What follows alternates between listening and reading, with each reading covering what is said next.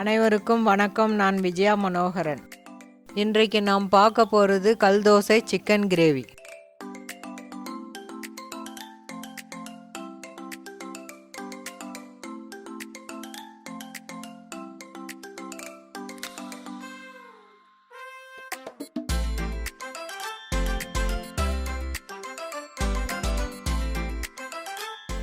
மிக்சியில் 1 டீஸ்பூன் உடைச்சக்கல்ல, 4 முந்திரி, சோம்பு 1 டீஸ்பூன் சேர்த்துக்கோங்க.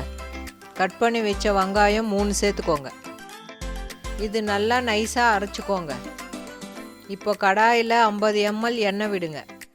லவங்கம் 2, பிரிஞ்சி இலை 2 சேர்த்துக்கோங்க.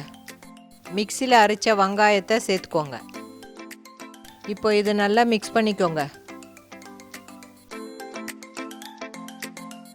கட் பண்ணி வச்ச ஒரு தக்காளி சேர்த்துக்கோங்க. பச்சை மிளகா 1. இதெல்லாம் ஒன்றா சேர்த்து மிக்ஸ் பண்ணிக்கோங்க.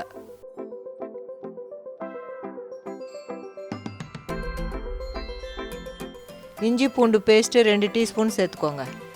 மஞ்சள் பொடி 1 டீஸ்பூன். 500 கிராம் சிக்கன் சேர்த்துக்கோங்க. இப்போ இது நல்லா மிக்ஸ் பண்ணுங்கள். கொத்தமல்லி தேவையான அளவு 1/4 கப் தயிர் சேர்த்துக்கோங்க. உப்பு தேவையான அளவு சேர்த்துக்கோங்க.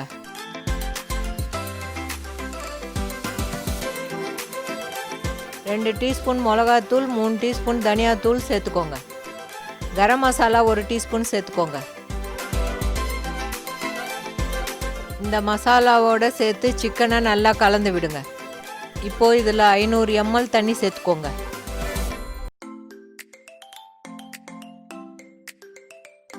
இந்த சிக்கன் கிரேவியை 20 நிமிஷத்தில் நீங்கள் செஞ்சு முடிச்சிடலாம். ஒரு 10 நிமிஷம் மூடி வைங்க. சிக்கன் நல்லா வேகணும்.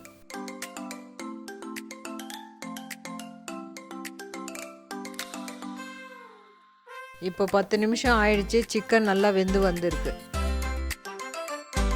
இப்போ சிக்கன் கிரேவி ரெடி ஆயிடுச்சு. இந்த சிக்கன் கிரேவி கூட கல் தோசை ரொம்ப நல்லா இருக்கும்.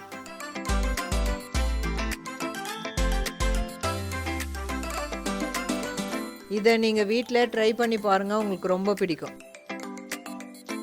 இந்த சிக்கன் கிரேவி கூட இட்லி, தோசை, பூரிக்கு ரொம்ப நல்லாயிருக்கும்.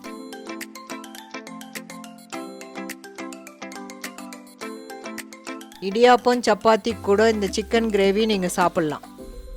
மீண்டும் சந்திப்போம். நன்றி, வணக்கம்.